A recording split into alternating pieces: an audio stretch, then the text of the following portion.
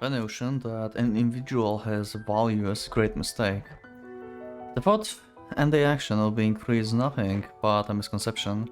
Most humans living in this world are unaware, deluding themselves into believing that they live by their own strength. In reality, their existence is precarious, ready to vanish at the slightest disturbance. We are kept alive by an unjust existence, and we will be discarded by an absurd existence.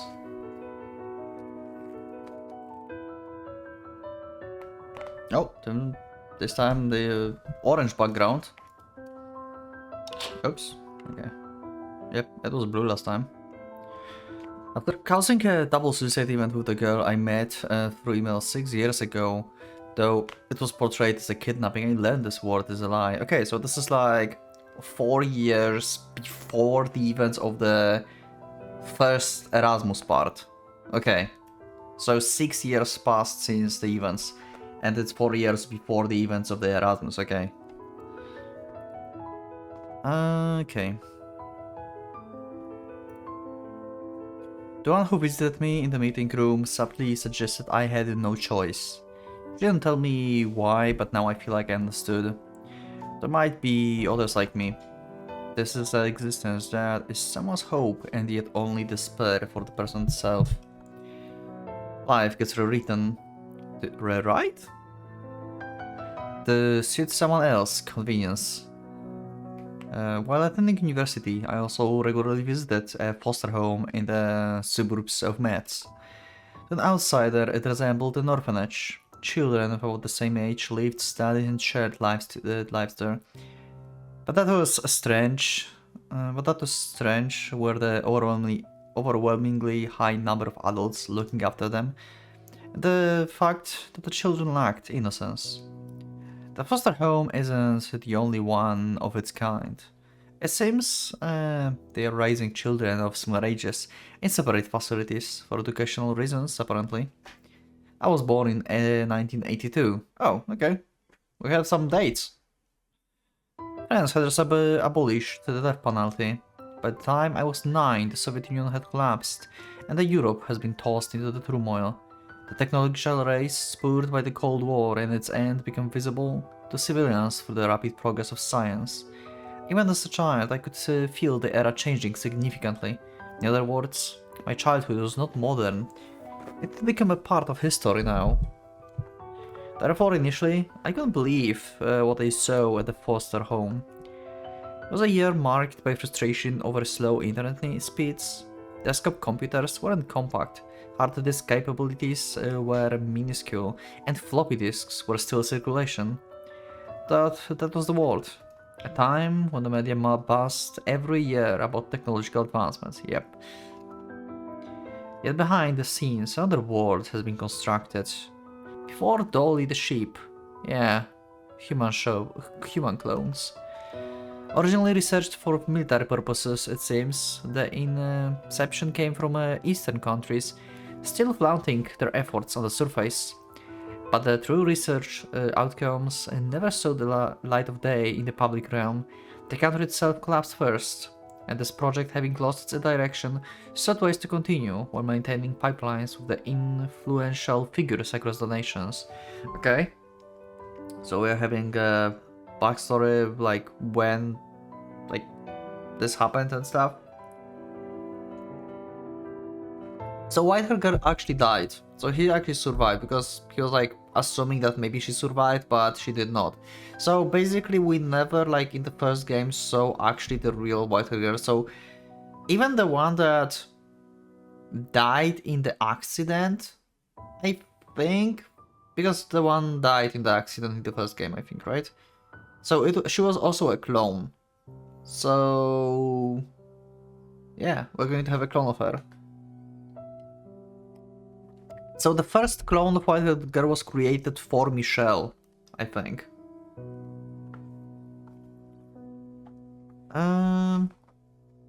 Major issue with the project was inability to prepare clones at the exact age as the already full-grown human. It wasn't as if humans were put into the copier and the exact replica came out on the other side. Skin or mucous membranes were harvested from newborns, and genetic information obtained from these was incorporated into artificial fertilized eggs. These would grow in human wombs. Unknowing surrogate mothers would give birth to someone's clone. That's how that worked? Wow. Damn. Okay. Therefore, the project shifted its focus. Instead of producing clones of individuals themselves, they decided to provide clones of children whom the clients believed were necessary for future generations. Essentially, it turned into business. When the child died or did not meet parents' expectations, they would erase the existence by swapping the original and the clone. Producing the human was not just about birth, it required nurturing to get to the point, which involved enormous cost. The first investors were either completely mad or had too much money to spend. Still, I had my doubts. No matter how much they shared the original life's information, no matter how much they educated them to be like the original, a human raised in a different environment would not become the same person. Unnatural aspects were bound to rise. To my questions, that woman answered with a laugh as always. Certainly, some people may notice minor differences, but when facing someone identical, would you suddenly think this person is someone else? That was true too. I'm aware of this project. However, the vast majority of the world lives in ignorance. Even the behavior of someone who looks the same as always changes, they would probably think maybe they're just having a day off, or perhaps they had a change of heart at most. Besides, our consciousness is entirely subjective. We cannot truly understand the others, and we pay far less attention to others than we think we do. Minor differences that remain will eventually be recognized as the person's truth. We're shaped not by our own assertions, but by the environment. The environment makes me the person that I am. Just as only Nate and I know the truth of our risks. I'm seen as someone who could commit violence against a woman. That is the person I am, as dictated by those around me, by the environment. The value of the individual is determined by those around them. Likewise, so is the individual life. Immediately after graduating, I became part of the project workforce. As much as I liked the development of the story in my previous recording session, basically previous episode, or even the same episode but since before this, the break with Nege, I have a feeling it's going downhill again, story wise. Erasmus is so goddamn uneven.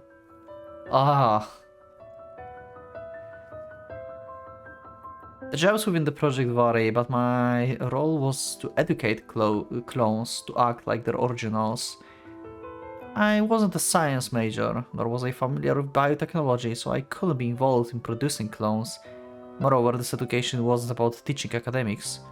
I wasn't cut out to be a teacher. Each clone had someone teaching them the behaviors of their original. That's what they were supposed to be. That what was expected of them by the contractors, and how they should act when a swap occurred. I taught all those while being by the clone's side. What I saw and learned there must never be disclosed. I signed a contract with the project, but who could I even tell? Even if someone like me revealed this truth, no one would listen. I had no one to confide in. Neither the clone children nor I had freedom.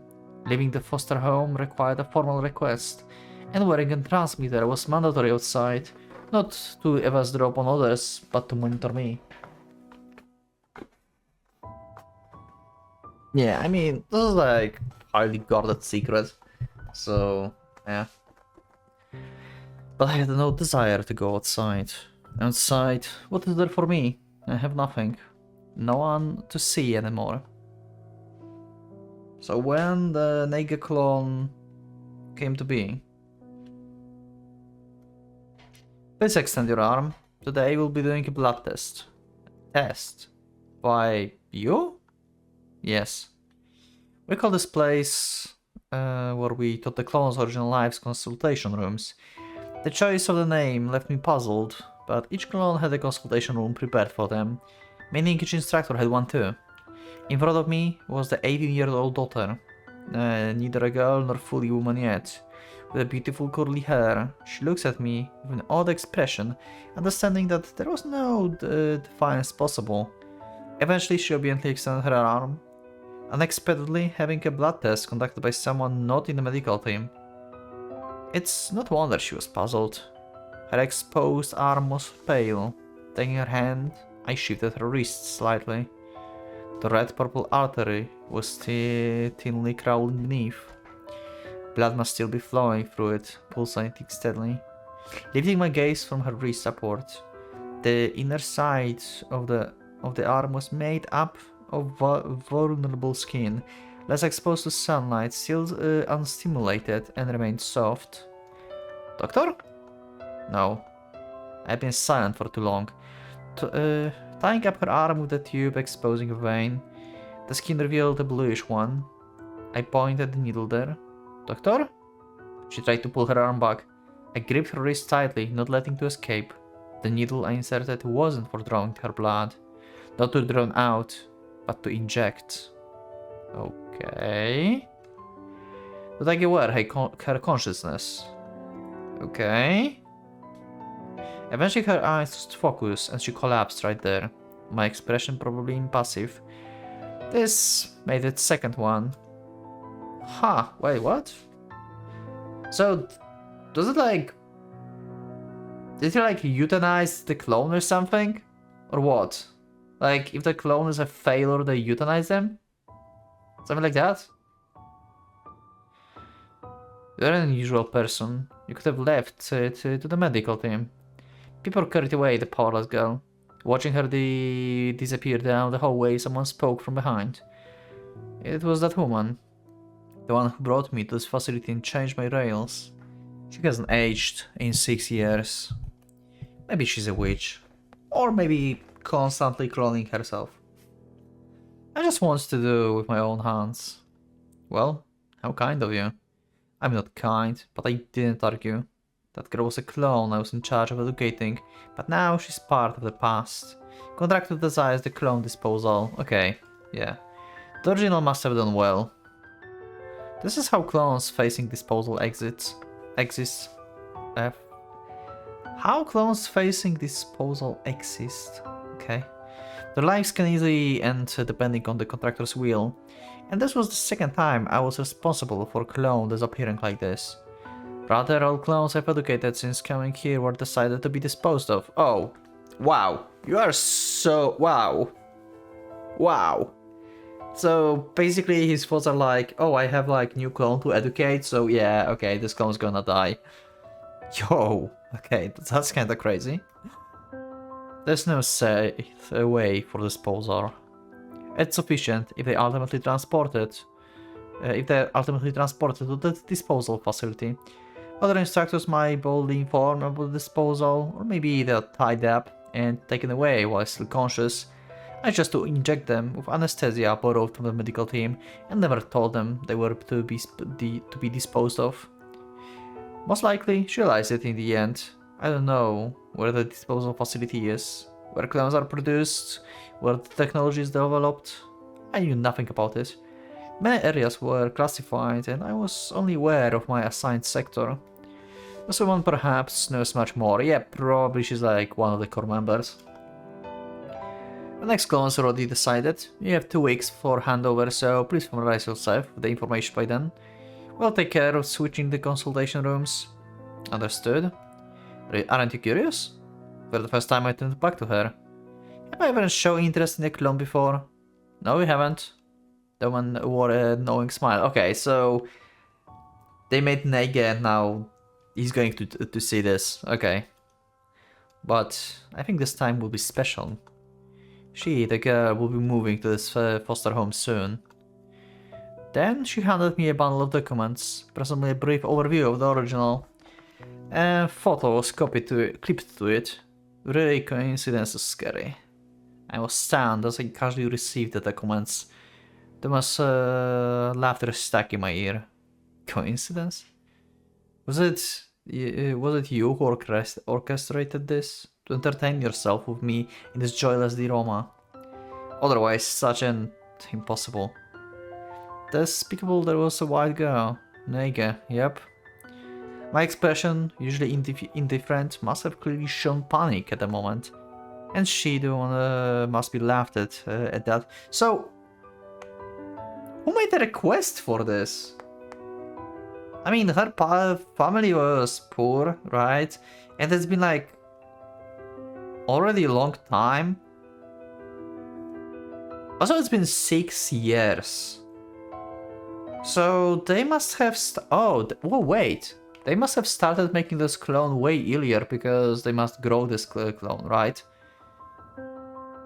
So it's more than 6 years since this clone been developing. So she was like, Nega was meant to be disposed of as the original from the very long time ago, it seems. Huh. So her family tried to replace her anyway, I think. That's so fucked up. But she cannot go back to society, right? As the clone, because... like, the world know that she died. And the whole point of clones is just like to swap the people and have the clone live the same life. Huh. The one-way train keeps running, setting its destination on its own, ignoring my will entirely.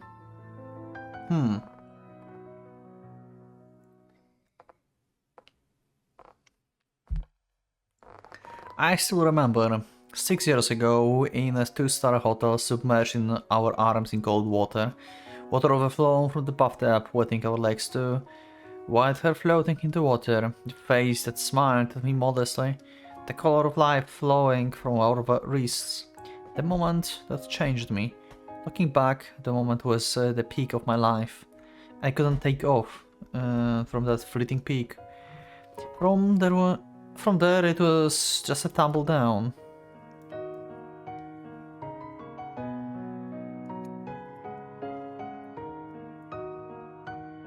Why does the clone of her exist? Why did it have to exist? Yeah, my questions exactly. What's happening with her family? From the clone I previously handled to Nega's clone, the consultation room information was rewritten. The bundle of documents was about Nega. The previous clone's presence had completely vanished. She had disappeared without leaving a trace in this world. Instead, the presence of the white girl surrounds me.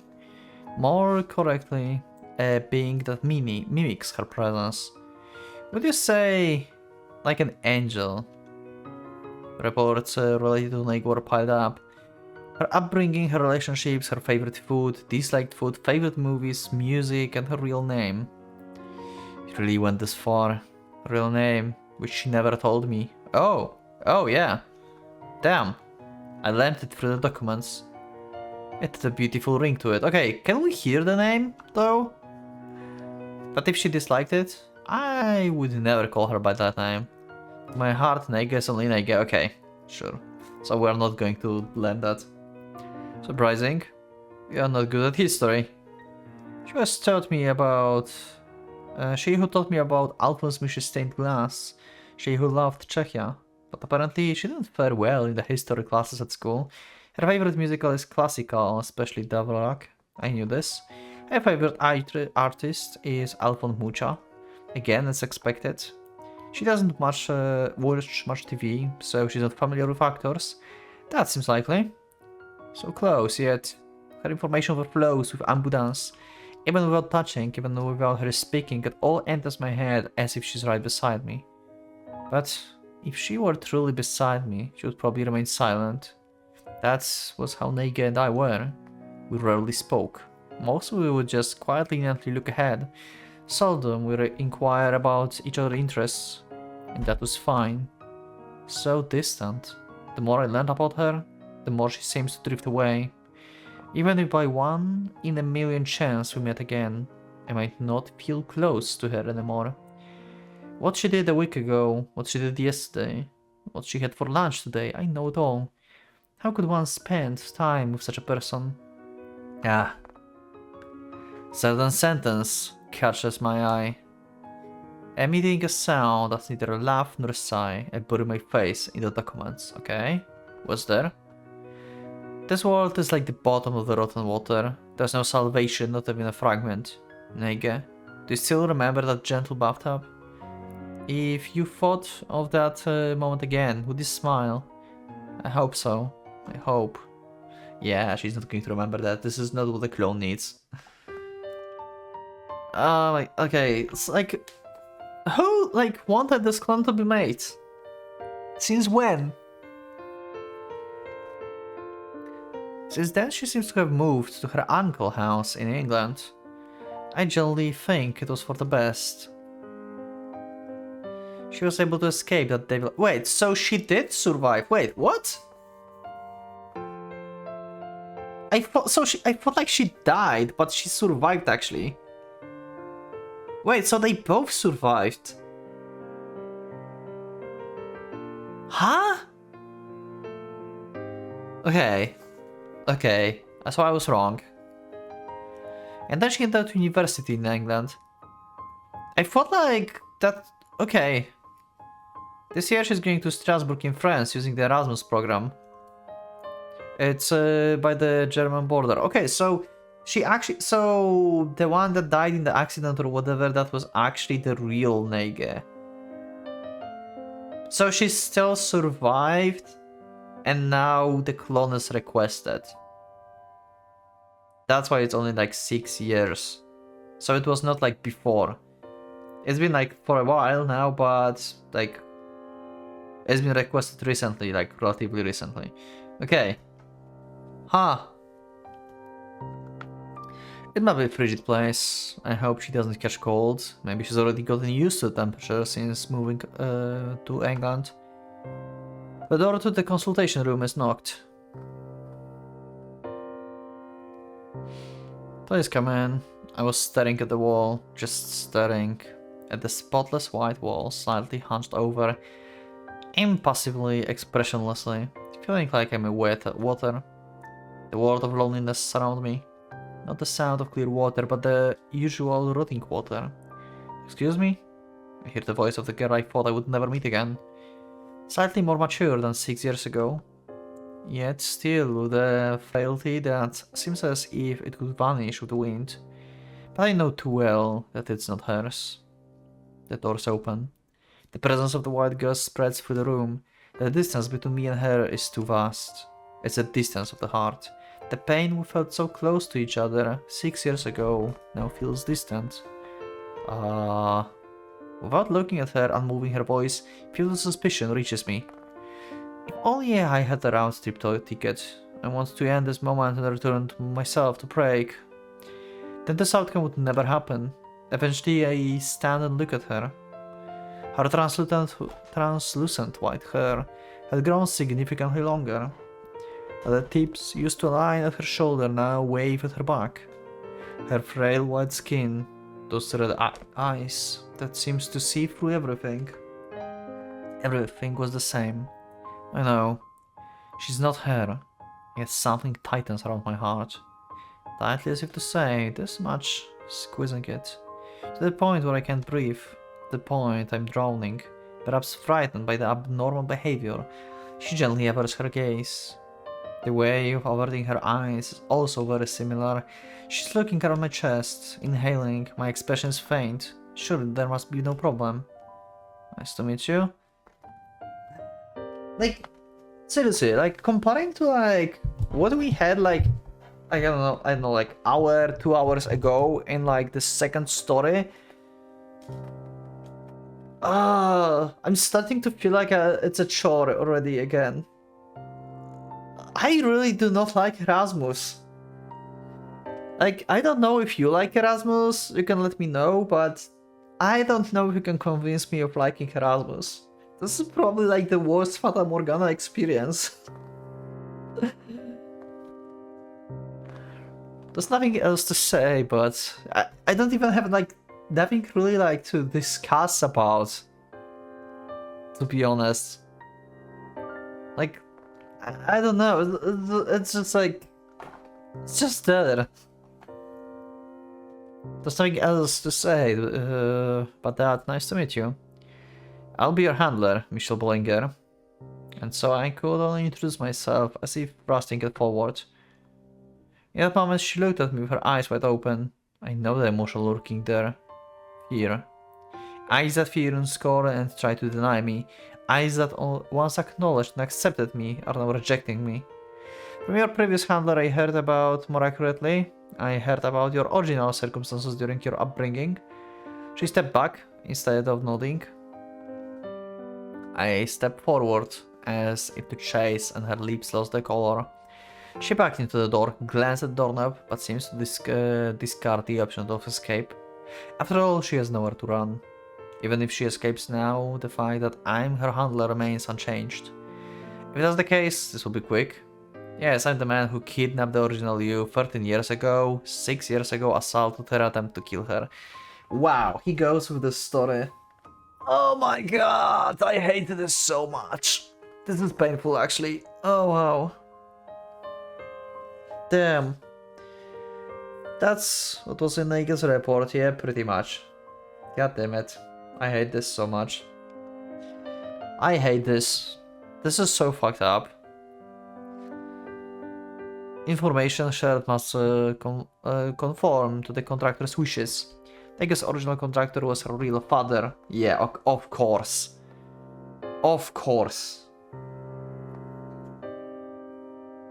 Because he tried to protect her and like made Michelle a victim basically. I mean, not the victim, the like Negan victim and Michelle the suspect.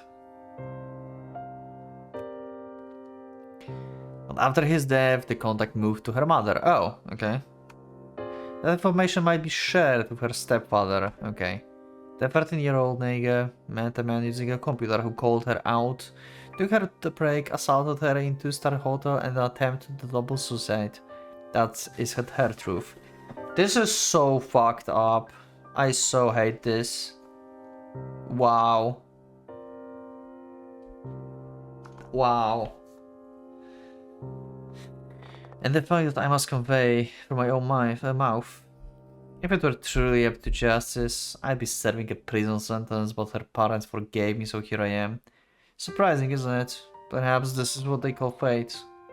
The real truth does not exist in this world. Leaning against the bathtub, our hearts tried to vanish.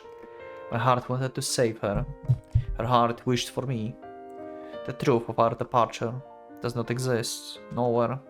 I'm not granted the right to scream. But wasn't she like actually attached to Michelle later when we had like the end of the first like part of the Erasmus? Didn't she like was actually like, you know, liking Michelle in general? So what happened? I think like maybe Michelle will not be able to like continue with this facade of like fake information basically, the fake story, and maybe he's going to tell her the true story and she will believe it for whatever reasons. We'll see. How did like she started liking him? Like how did that happen? I'm not granted the right to scream or the right to cry out that this is all a lie. Why did you do such a thing? Her voice trembled, dripping with contempt. I averted my eyes. Oh, why indeed? I don't remember anymore.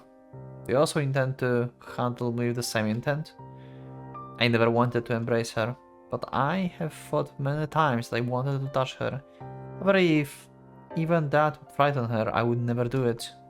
I just wished to be desired, for me to be myself, to be beside her, to walk the streets of Prague once again. Shall we try to do something about it? An impact races across my cheek. The pain arrives delayed. I slowly turn my averted face back. She had an expression that was neither anger nor sadness. Her palm was reddened, was clenched. Do not understand the pain of others. The 13-year-old woman, no, to someone who can't even be called woman yet, do you not feel any guilt for what you did? The agony I went through. In her eyes, I must appear as a devil. Like the stepfather who assaulted Nege. Yeah. Like, this fucker is still out. Like, what the like, this is so fucked up. I hate this so much. Ah, I can't. I just cannot. A terrifying man who overpowered her, mocked her, and violated her being. The original situations shared the clone, one after the other. Damn. When you turned 13, was your skin also lacerated by someone in my place? She shuddered violently just once, then biting her lips until they turned white. She shrugged herself tightly. So it's true. Fuck. This is just fucking insane. That I can't have to go through the same things. Oh my god. I cannot. This is just way too fucking. This is too much. God damn it. I hate this so much.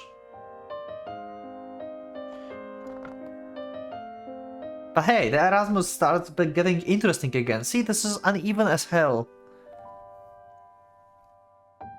Ah. The clone too had to suffer the same fate as Nege. Yep. Who embraced her in place with the devil? Who embraced her in place with the devil Michelle Bollinger? Was the person in charge at the time? I don't know. I don't know, but at the moment she must have cursed me because I exist. Even she was tainted. Not me. You are a demon. And now here's the demon thing. Instead of an angel, huh? Ah, so I am indeed the demon.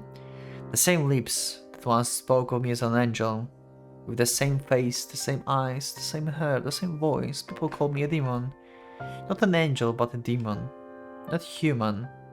It was terribly distorted voice. How much she cursed and hate me.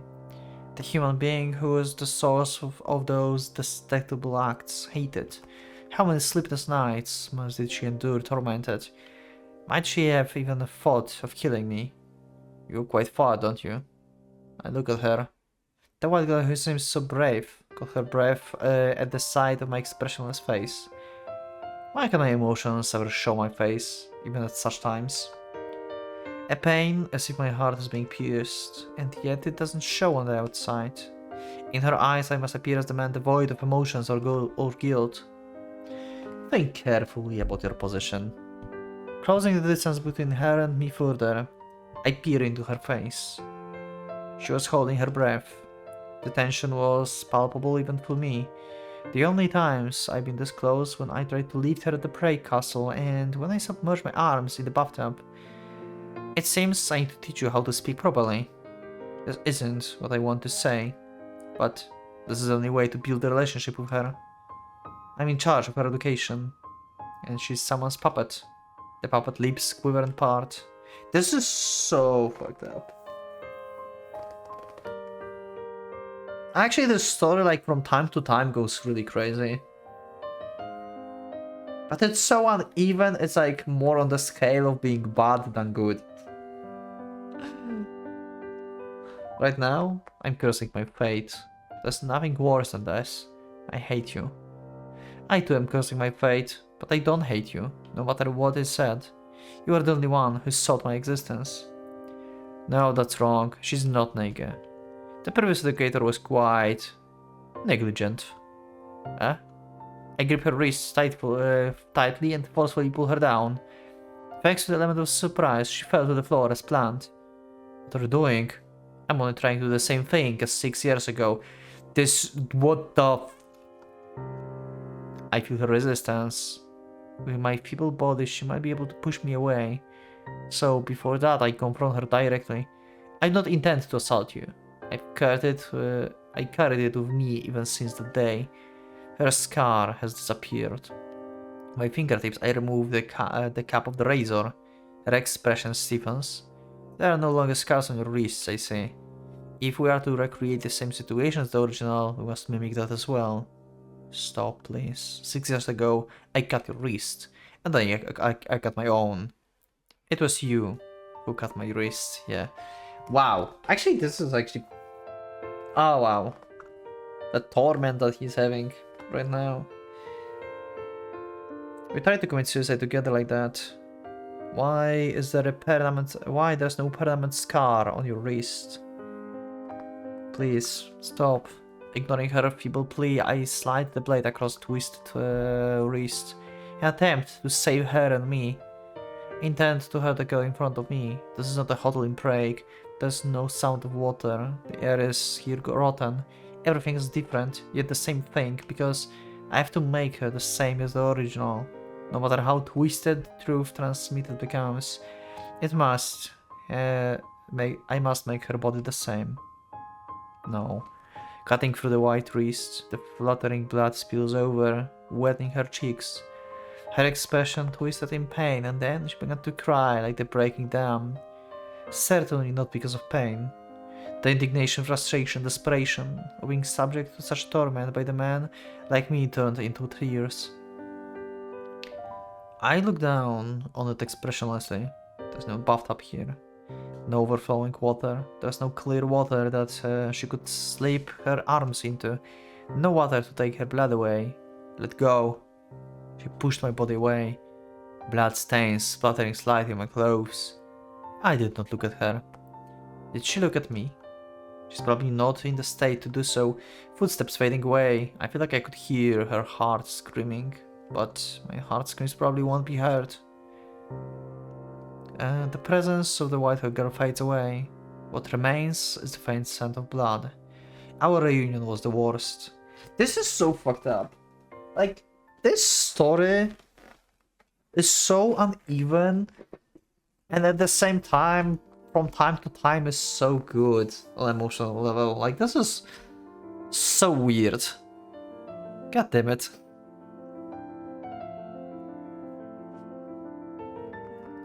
Your relationship with the clone, it doesn't seem to be good, does it? Well, have you seen the report? Like, what I'm supposed to be to her? Well, of course it's not good. Duh. Far from good. While looking down at the coffee swaying in the paper cup, I listened to the woman's voice. And look at her, but she must be enjoying, guessing my expression. If I had just nodded to the woman I met in the corridor, tried to leave, she wouldn't have invited me for the coffee break. Honestly, I wanted to escape, but somehow I couldn't resist this woman. It's been almost a month since I took charge of Nege's clone, but our relationship remains the worst. It's not good. Without a certain level of trust, education won't go well. You are the one to say that. Well, yes. If you seriously believe that, you would have handed over the handling of the white hair to someone other than me. Exactly. Like, especially like with the fabricated story that there is around her. The moment I took charge of her, things were bound to go awry. Yeah, pretty much. To her, this might be an amusing situation though. This is my kind of kindness. What did you say? I was stirring the coffee with a plastic spoon. The woman laughs. With a fluffy, lazy laugh. Because you wanted to see her again, didn't you? Knowing that she would come to our place, I thought it was fate, right? So please mend the relationship with her. Are you fucking insane? For your sake as well. She can't be serious. Yeah, she can't be serious. This is so... I never said out loud that I wanted to see her again. Moreover, the one who appeared before me was not her but clone, and the facts transmitted through the clone are fruitfully distorted. Is this what they call the destiny of genes? The destiny of genes? I glanced sideways at the woman. The one with lifeless pale cheeks smiled slowly, elegantly, and deeply unrevelingly. Genes are embedded with various pieces of information, aren't they? As you well know, I think maybe the people we are inherently attracted to are determined at the genetic level. And now I'm bored again. Like, Erasmus is just...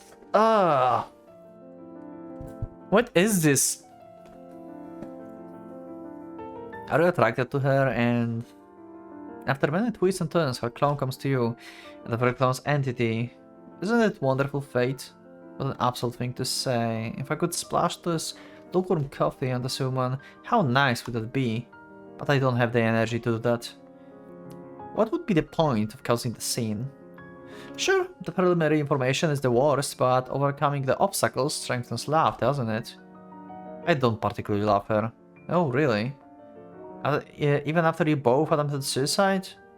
Is that just a coincidence of mutual interests?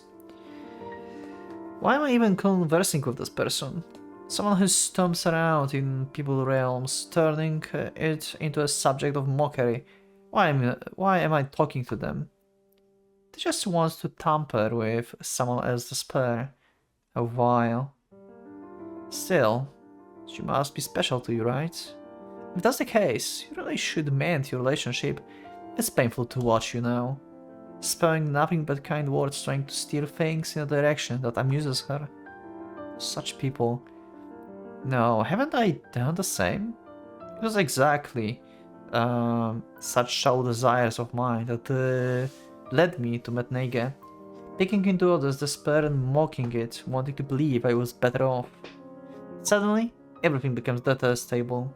Me being me. This world. The existence of humans. Is that in order? I ask her without raising my face, sensing a chuckle in her breath. It's not a must, but it's preferable, I suppose. Oh dear, the sugar has settled in the bottom. You didn't stir it enough, did you? I added sugar too late. Oh, so your answer? See what I can do? Oh, that's good. Please do. Oh, but violence is not okay, you know? No matter how much you want to make her yours, doing it a second time... Does this woman also not know the truth?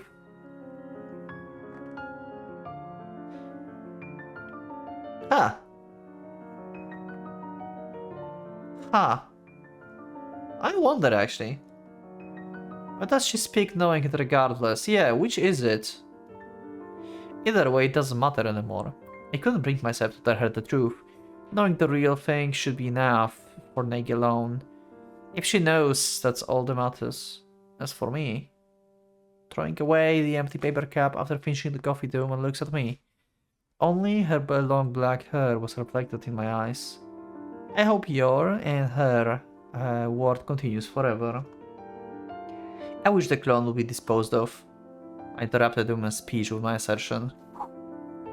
Yeah, like, her existence is basically just pain at this point for Michelle. Like, the whole story that is like created around them and how he have to like behave. So like this story is basically visible as real. That's so fucked up. I hate this.